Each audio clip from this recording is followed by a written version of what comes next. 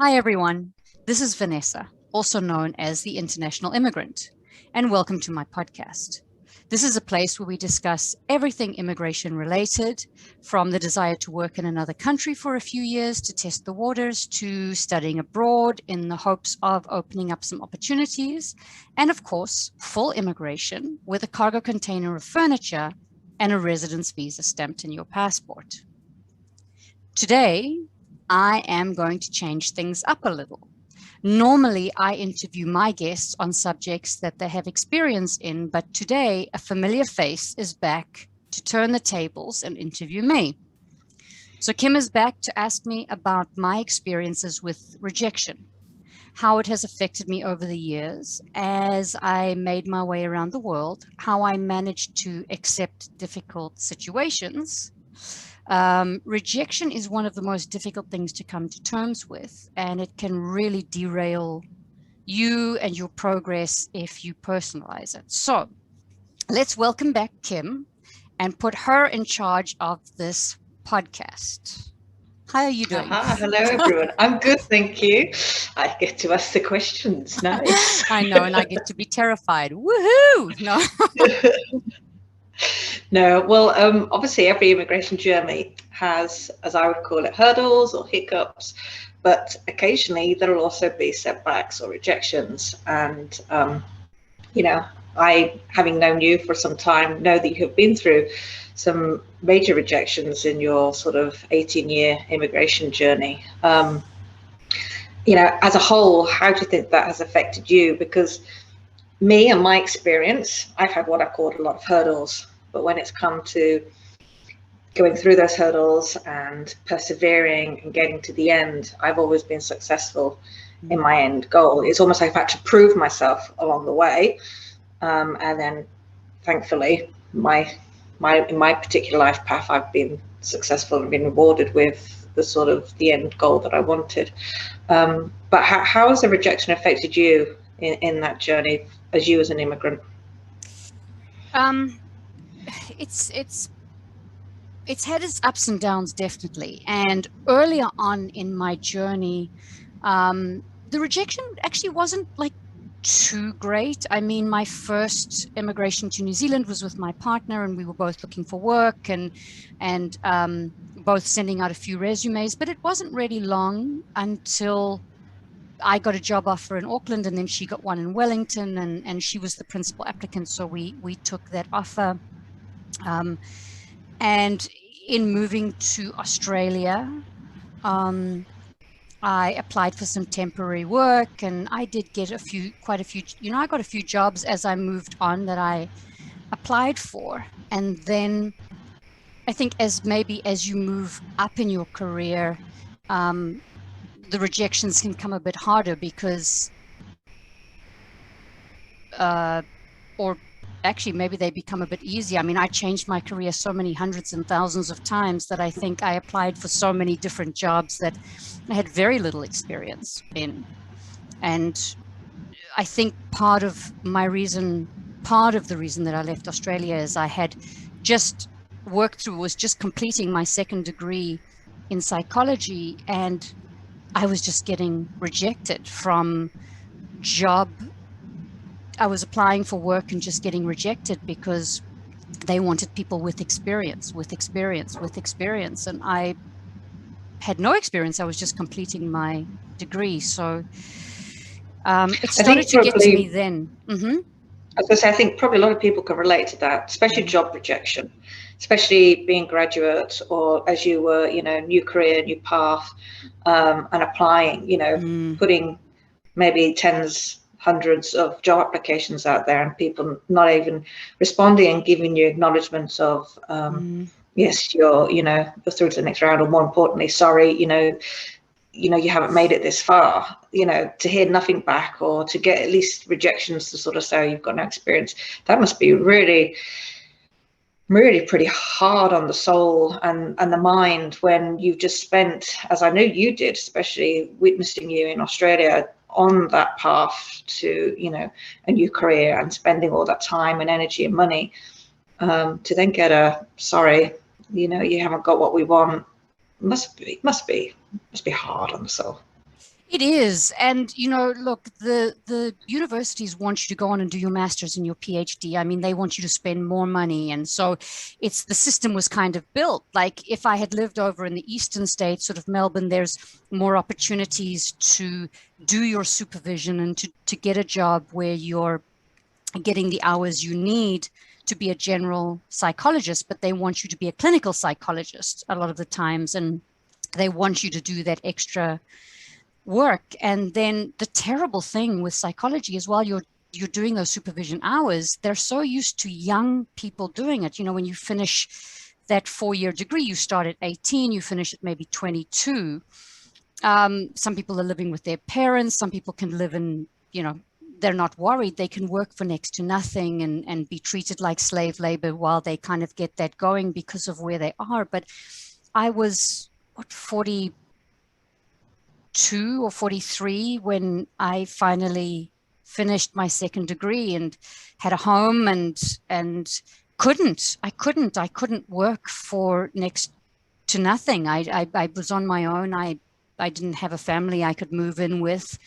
And I just thought, I've spent a lot of money and a lot of time getting these 2 degrees. And now, because I have no experience, there's nothing I can do with it. And to get the experience, I either need to move across the country or work for nothing that I can't survive on. And it was a little frustrating and kind of put me off a little bit, actually continuing on that path. Yeah. That's after, 4+ odd years and financial sort of, effort that you've put into doing something, to then have that realization based on rejections and based on feedback that, you're not suitable for the roles we're offering. That must be hard to overcome. Was that the worst rejection you've ever felt in your sort of migration not even journey? close. By the time I left Australia in 2017, I'd had some of those rejections, not being able to find work and being frustrated. And I had jumped around with different careers before that, but I'd always been legally allowed to work in Australia. Okay, because when we went to New Zealand, we got residency and then we got citizenship. And then when I moved to Australia, as a New Zealand citizen, and New Zealand citizens are legally allowed to work in Australia and vice versa. So I had the legal right to work. Oh, Lord. And then I moved to the US and I took the state exam to be a special education teacher. I got accepted into an accredited program. They had and still have a huge demand for teachers in general, but special education teachers are one of the biggest skills shortage in the United States now and then. But because I required a visa, and it was under the last administration in the US, where there was a bit of a war against immigrants, I was applying for 10, 15 jobs a week and hearing very little back. As soon as they realized that I required, because my cover letter said that I required an H-1B visa, I didn't want to waste anybody's time. And I went to job fairs, and eventually after 6 months of trying, I found out that no district in the state of Texas was prepared to offer these visas. And I got rejection after rejection after rejection, was running out of money. It was terrible. It was constant rejection. And then part of that rejection is, if you can't get a visa to stay, you're going to have to leave. So you've kind of got this, well, this is where I want to be. I'm so happy here. I've started to make friends. I've started to build some form of a life here, and I can't get anything. And they needed that skill. It wasn't even that I'd chosen something that was a hit or miss. They needed that skill. And that was very, very difficult to deal with. How did you overcome that? The feeling of the fact that, hey, you've got a hole here. I can potentially fill this hole, but for whatever reason, authorities weren't going to risk the hardship of putting, the application and the visa related to that through. Seems absurd, really, doesn't it? When there's a need and you can meet that need, but in the meantime they're saying no, we don't want to feel that from outside of our country. It's got to be somebody who's already a citizen or what have you. And like you just mentioned very lightly on the fact that you were supporting yourself and losing money over that period of time. I know, looking in from afar, how hard it was for you and how much you were on the breadline, because obviously you can't work. You've got your savings that you're relying on, and they're dwindling, and you're obviously in the meantime sort of busily watching that dwindle, and the time frame as well passing by. That's yes, that's obviously what you said is your worst rejection, but how did you overcome it? How did you move forward as opposed to fall apart, or did you fall apart? Well, it's interesting because you did ask me what the worst rejection was, and I think those rejections of that I got when I was there were frustrating, and I was very fearful at the time because I was running out of money. And we can discuss this one later, but my worst one was being rejected from the United States when I tried to get my visa to go back and visit and was told no. That just slayed me. But the jobs of trying to find the jobs, it was frustrating. And I have a strong faith. I'm not religious. I don't belong to a religion, but I'm a very spiritual person, and I just held on very much to the fact that the divine, whatever you want to call it, had a definitive plan for me, and that my soul had a definitive plan for me, and that it just didn't seem that this was part of the plan, that I was going to have to figure out why. When you have a skill that a country needs, generally the doors open for you. Generally, it's not a difficult thing. Generally, you do not face a lot of rejection. And so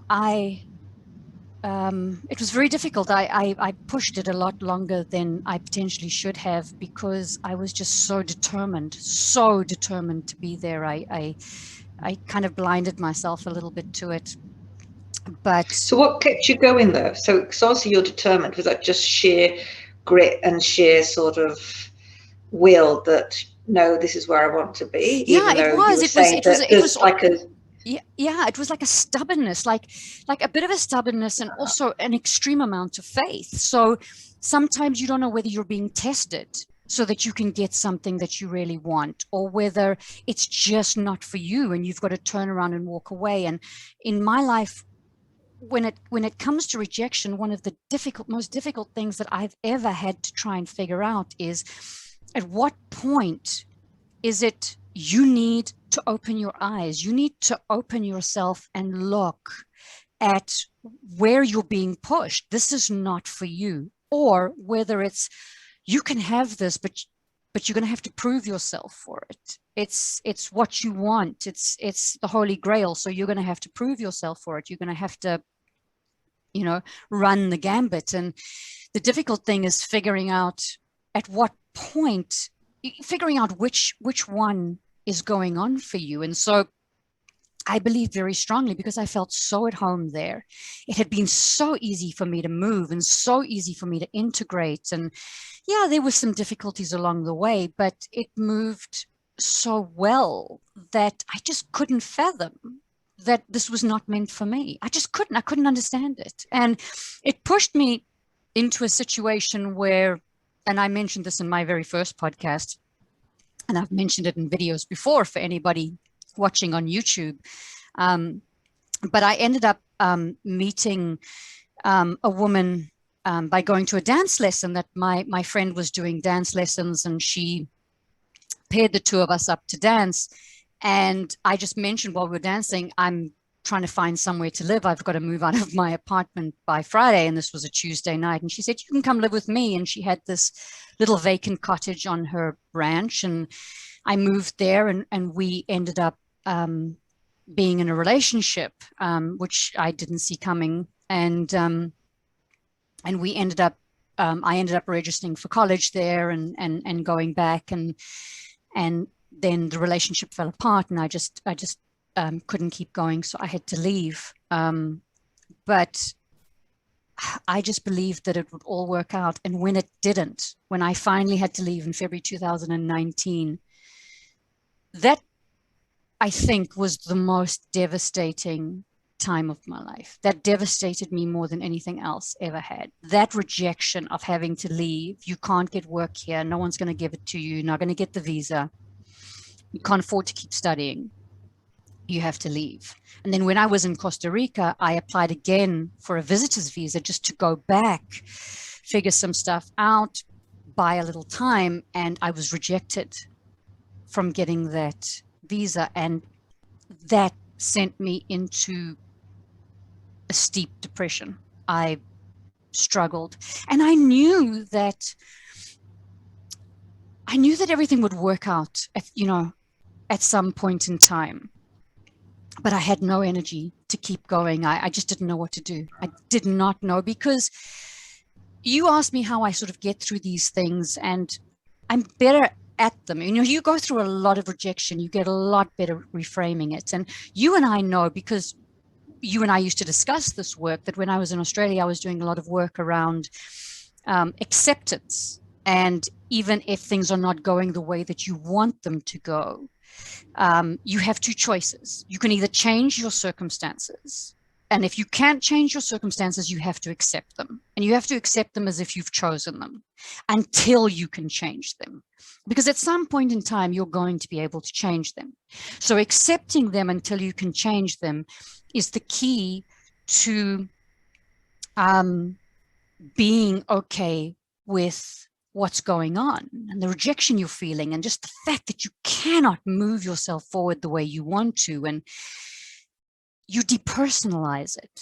I depersonalize rejection a lot. I kind of use these terms.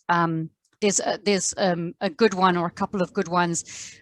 Some people say rejection is God's redirection, or just rejection is redirection, or rejection is protection.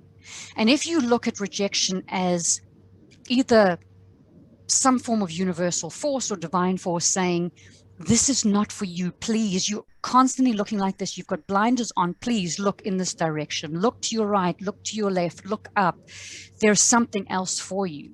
Or protection.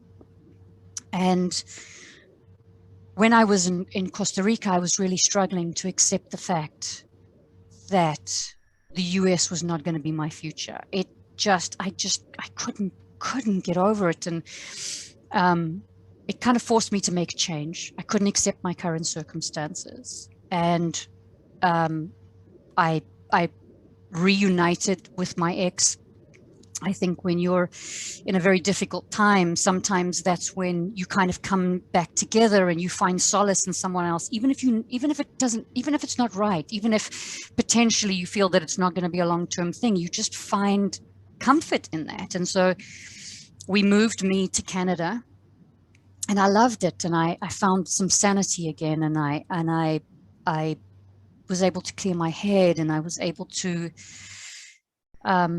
see that there were other places that I loved being and that I could be. And then the coronavirus hit, and it hit the US so badly, and I thought, okay, maybe that's it.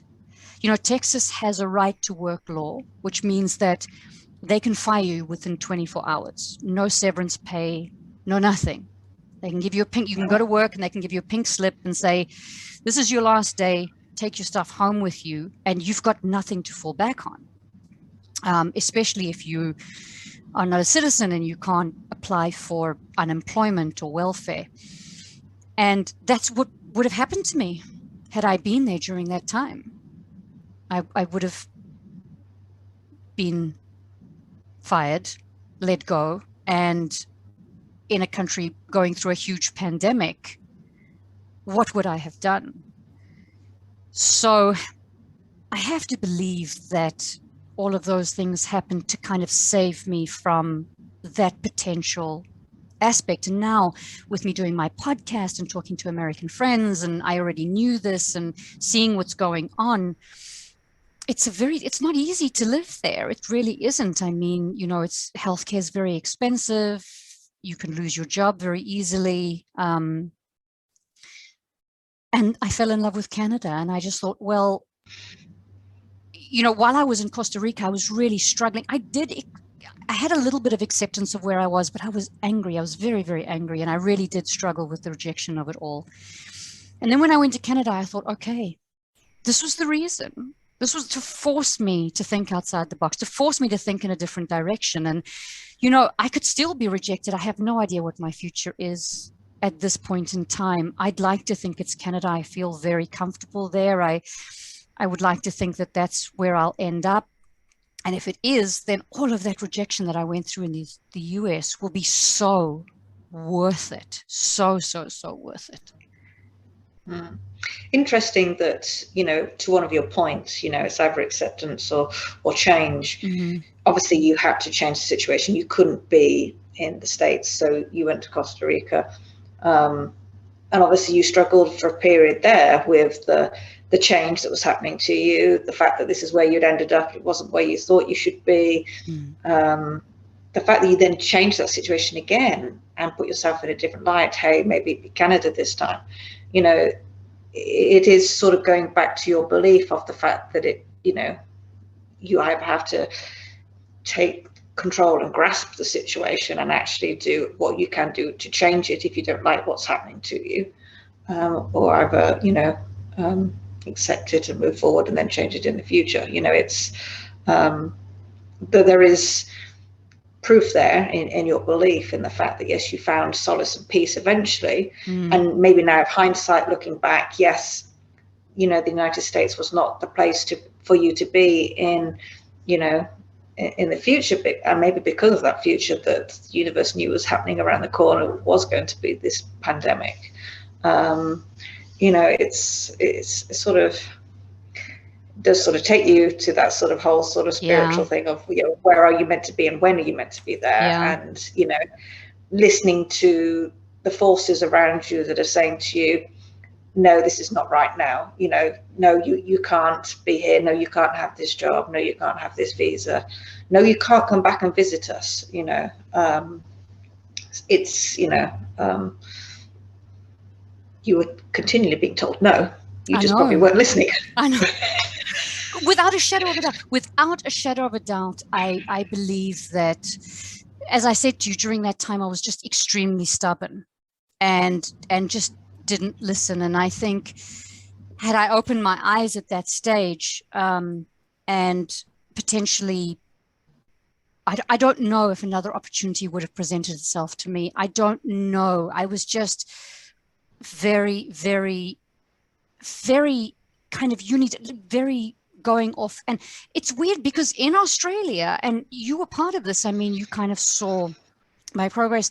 I was opening my eyes and looking at different things and saying, okay, well, this is not for me, and kind of gone here, and things worked a bit more smoothly, and kind of did roll with different things, did a lot of spiritual work. But something about from the time that I got there, I just put the blinders on and just was bloody minded with what I was going to accomplish. And look, staying there and meeting my now ex, it was a wonderful time. It really was. I mean, she owned a ranch with horses. We had great fun together. We did a lot of traveling I would never have done. I had a lot of experiences I would never have had. There's some of my most wonderful memories during that time, and the book that I'm writing at the moment is a memoir of my life in these times, and some very funny and wonderful stories in it about what happened during that time. So I don't regret it, and I think, would it have taken longer? Would it have taken a shorter period based on the choices that I made at the time? Absolutely. Because in every moment that we make a choice, we can change the direction or the trajectory of where we're going, or what opportunities open up to us. But the greatest thing that I've learned is not to personalize rejection. The moment you personalize it, you go into a space that's very difficult to get out of. It's me. This is happening to me. Like, they don't want me. I'm being rejected.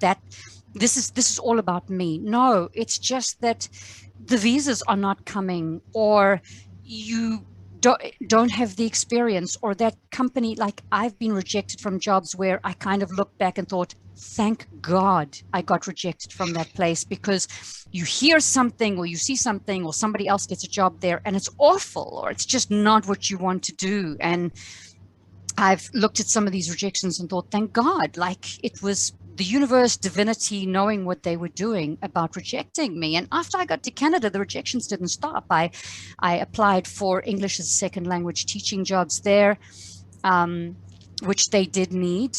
And there were quite a few of them. But again, I needed a work visa. I wasn't able to just start work. And then the pandemic hit. And I would have been the first to go. I would have been the first one without a job and nowhere to go. And you couldn't teach. Many of the English schools closed down there. They couldn't keep going. But I was teaching online, and I was able to survive throughout that entire pandemic time that I was in Canada by teaching online. And then I had to leave, which in itself is another rejection.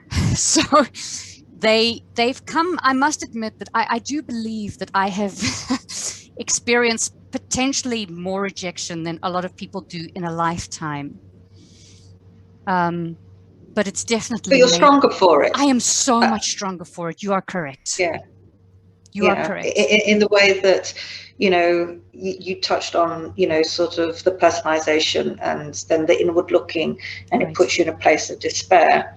And you very briefly mentioned earlier on about sort of depression. And I know, watching you from afar when you were in Costa Rica, and the small glimpses of what you gave outward to us as to how you were or weren't coping, depression and that despair, whether it be from, other means as well as, from rejection and taking it personally, can be a hard place to get out of. What kept you going? How did you heal? How did you keep moving forward each day? I don't know. My faith definitely kept me going. I mean, I had some epic spiritual temper tantrums, epic temper tantrums that I've never had before. Just like almost one of those Hollywood movies of why, God, why, and the rain is going and the thunder's going. I mean, that's kind of what it felt like. I mean, just epic temper tantrums that I was just angry and frustrated, and I couldn't understand why. And but my faith very much kept me going, and regardless of what's happened, my ex being there and being willing to help me, give me some hope of trying to get through it, or being there, that forced me to think outside the box and forced me to think about Canada, which I really, really had not thought of before. And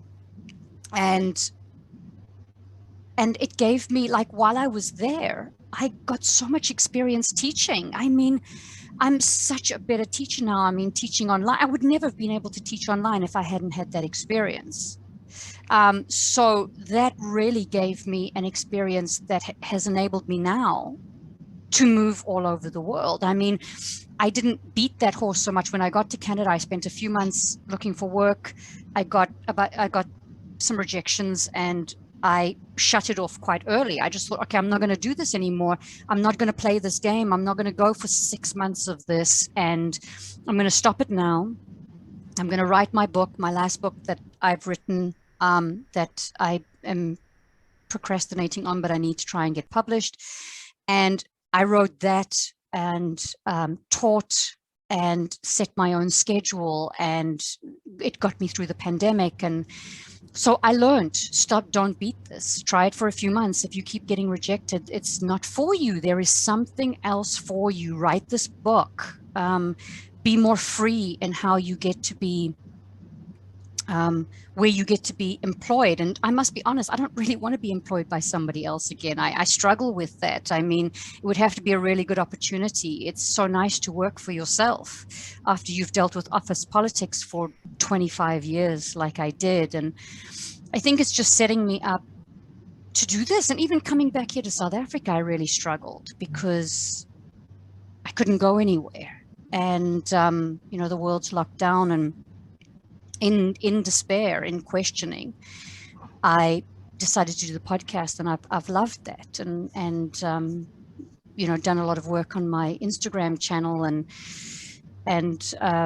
now my listeners don't know this, but in 1 week from Saturday, and this is a Thursday that we are recording this. We are recording this on Canada Day. It will be released in 1 week from when we're recording it.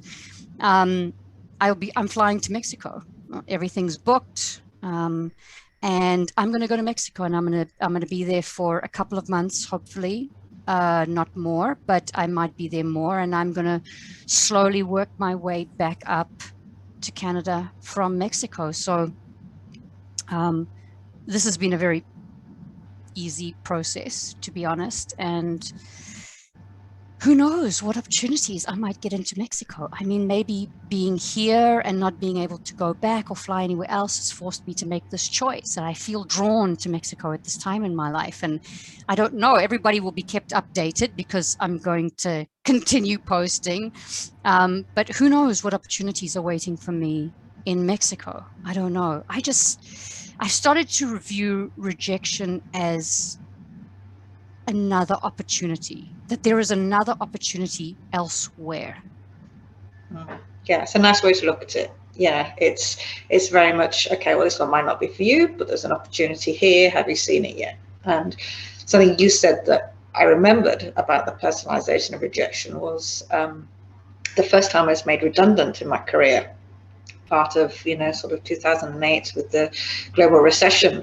I was made redundant from a role, and I took that really personally. It was like, well, why me over some of the colleagues that have managed to sit it out for a bit longer before they, it was real hard time for me mentally. And then the second time I got made redundant from my career, having learned from the first time where I took it very personally, it took me a long time to come through it. The second time, I actually had a very different mental attitude where it was a bit like, I removed myself from that personal feeling and was a bit more prepared and was a bit like, no, okay, right, well, this isn't me. This is not down to my abilities. It's the situation at the company. Financially, they can't keep everybody here.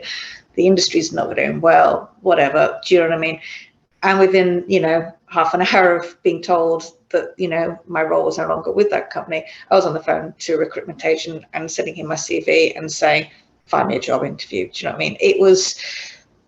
Whereas the time before, I had looked inwardly, I'd wallowed, I had, sort of cried my heart out and gone through all that self-searching as to what was wrong with me and why not me. Whereas, yes, I think if you can, which sounds like you have done, you've obviously had a lot of different kind of rejections, a lot of different various experiences, and been in very deep, dark places as well. But I think your outtake that you've just touched on about the fact that, yes, to now see it as opportunities as opposed to rejections is actually a very good way to mentally put yourself in a fitter, healthy space, but also how to then actually go, well, let's just pivot then. Let's look over here as opposed to here. It depends on how meet attached that next you are. challenge with love. Right. And it depends on how attached you are to what you want. That the rejection hits harder when you're very invested in that. And Wayne Dyer, I mean, you and I used to discuss him. Wayne Dyer always said something very good, and I'm sure many other spiritual teachers have said the same thing, where you can, it's always good to go for something, but detach yourself from the outcome. And over the years, generally, I've been relatively good as the years have gone by of sort of detaching myself from the outcome. I had the slip in the US because it was just something that I wanted so much I could taste it. And I didn't understand why, with all the guidance I'd followed and I really thought that I was moving on the right path, it wasn't working for me. And now when I look back, I can see the blessing in it. And that, I'm looking in different directions now and looking for something different now. And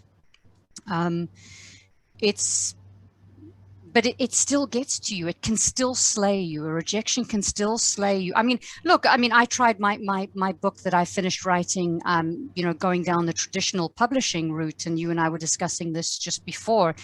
If you want to get a book published and you're a first-time author, oh my God, rejection needs to be your first, middle, and last name, because you will get, you were saying to me, J.K. Rowling, who wrote Harry Potter, got oodles of rejections. I know some very good authors who got 100, 150 rejections before somebody decided to take a chance. And so I just appear to have chosen a path where rejection is the way that I learn. And maybe that's what it is. Maybe the rejection is like a multiple rejection is the way that I learn. Maybe I just don't pivot quickly enough. But or recognize and see that there's a rejection there to pivot on. that at some point in time you sort of need, and I go back to one of the first points that I made. If you speak to a lot of people, you'll listen to motivational speakers saying, if you want something, you got to work for it, and you got to prove it, and you got to prove it to yourself, you got to prove it to the world, you got to prove it that you want it. You want it how badly you want it, you got to keep going, keep going, keep going. And there's merit in that. And that is the difficulty I find in my life. At what point is it you need to look elsewhere, or keep going, you're almost there, you've got a little bit more to prove? At what point is that? Because some people will just take a couple of rejections, pivot, turn around and go somewhere else, and the universe is going, hang on, you were almost there. Like, we were having it lined up. You just needed to find the right company. So I just don't want to miss those opportunities. And maybe I beat a dead horse, and maybe I don't know. I still haven't figured out at what point in the rejection process you need to pivot. So I hope that by the time I die, I will have learned that lesson. So in short, to sum up then, is there anything that your listeners could take from how to deal with rejection? How would you, guide them? I would just say that always keep in the back of your mind that rejection is redirection. Rejection is protection. And if it's something that you really want, keep going. And one of the most difficult things, try and hone your skills of your instinct, whether you feel that it's right, and maybe just set a level for you. Like, if you're trying to find work in another country, and you've got 3 countries that you're trying to find work in, and you're constantly getting rejected in one, knock it off the list and maybe try for the other 2, or just depersonalize it. I would say that the things with rejection is depersonalize it. It's not about you. It's about your journey. Sometimes you're being protected. And accept what you can until you can change it. I'm still going, in some respects, like a bull in a china shop for some of the things that I want. So I can't tell people to give up. But you have to be able to just quiet your mind and figure out, is it worth the heartbreak? Am I getting somewhere? Yes. Yeah. And is it worth all the stress and the heartache and the misery or the depression that you may potentially be in at that point, to then go, maybe, as you put it, this bull in the china shop now needs to rest a bit and actually look at something else instead? Yeah, and use it to think outside the box. So there's my 2 cents. Are your questions over? Am I out of the hot seat? Have you? Yeah, you've had your drilling, shall we say? But there's definitely a lot I think you can bring to the conversation on this, and hopefully your listeners have have got something that they can take away from this. And for anybody out there at the moment who may be suffering in whatever way from rejections and finding the battle hard and in despair, as both you and I know, who have both, had low times in our life, there is a light at the end of the tunnel. And just please look after your mental health, everybody. Please make sure that, there's someone you can talk to or someone you can turn to. You're not alone in whatever battle or whatever rejection you're facing. Look, absolutely. And whatever I'm going through, I always just try to bring my mind back to there's somebody that's having a worse time than I am. You can do this. Somebody's already done this. You can do this. Yeah, it's not easy. It's not an easy thing to traverse, but makes you stronger. What doesn't kill you makes you stronger. And with that, probably a good place to end. So thank you all for listening. And if you want to see the video version of this podcast, please go to my YouTube channel, International Immigrant, and subscribe so you get the updates whenever I add a new video. And please also head over and follow me on Instagram, international__immigrant. For those of you listening to this podcast, please leave a 5-star review and subscribe to be notified when I release new episodes. And from my international immigrant journey to yours, see you next time.